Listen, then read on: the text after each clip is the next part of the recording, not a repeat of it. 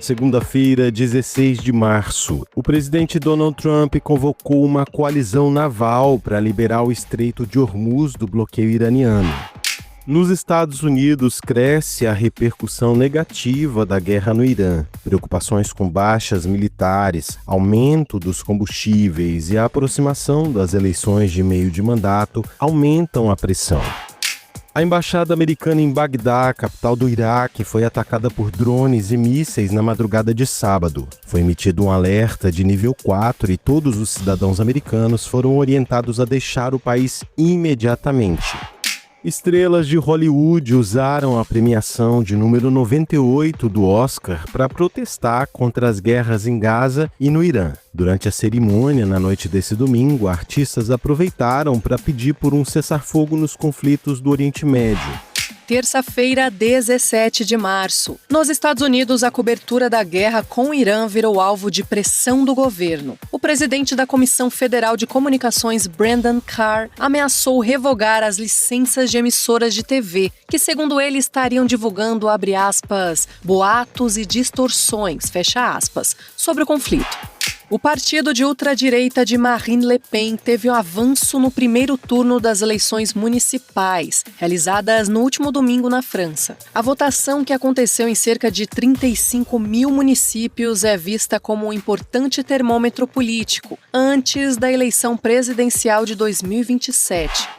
Israel bombardeou ontem 3 grandes cidades do Irã, incluindo a capital Teherã. Um dos alvos foi um centro de pesquisa ligado ao programa espacial militar iraniano, e autoridades locais dizem que milhares de casas já foram destruídas desde o início dos ataques.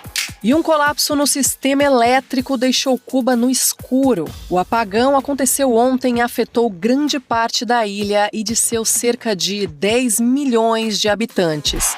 Quarta-feira, 18 de março. Um ataque promovido por Israel em Teherã matou Ali Larijani, considerado o principal operador do regime islâmico do Irã e o verdadeiro poder por trás da ascensão do novo líder supremo, Mojtaba Khamenei.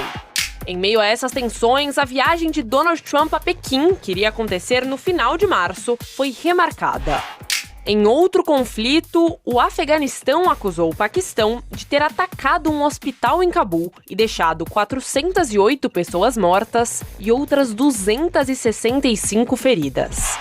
Aqui na América Latina, tensão entre Colômbia e Equador. O presidente colombiano, Gustavo Petro, afirmou que o país foi alvo de bombardeios vindos do país vizinho. Isso porque, nessa semana, o Equador começou uma grande operação militar contra o narcotráfico no país, com o apoio dos Estados Unidos.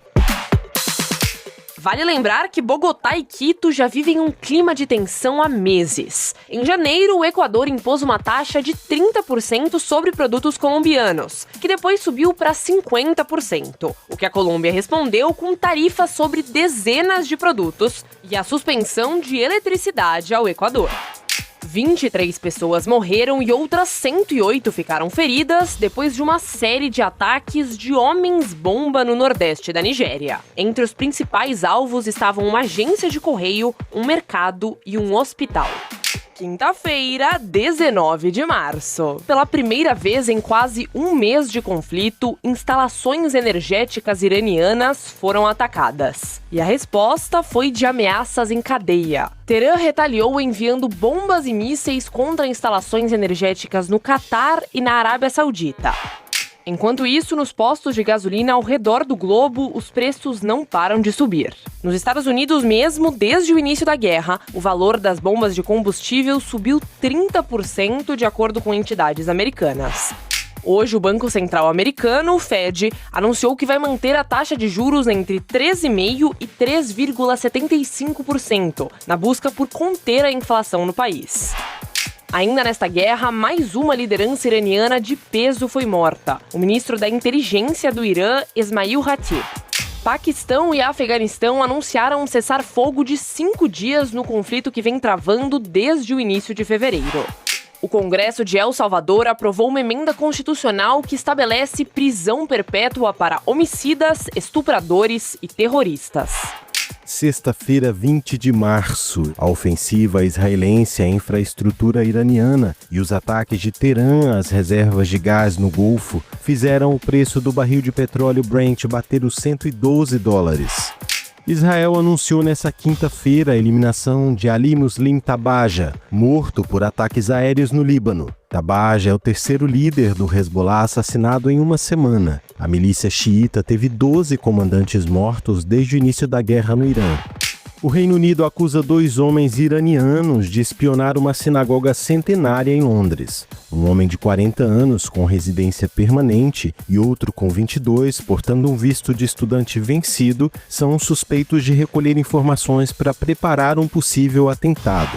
Cuba enfrenta a pior crise energética desde 1959. A falta de eletricidade afeta as 11 milhões de pessoas que vivem na ilha caribenha. Imagens de satélite mostram que a iluminação noturna na região caiu 80%. E uma boa notícia, a partir de hoje expira a patente da semaglutida, mais conhecida como Ozempic. A Anvisa liberou a comercialização de medicamentos biosimilares que têm o mesmo princípio. Os medicamentos alternativos devem chegar às farmácias a partir de agosto e as famosas canetinhas vão custar cerca de 20 a 30% mais barato.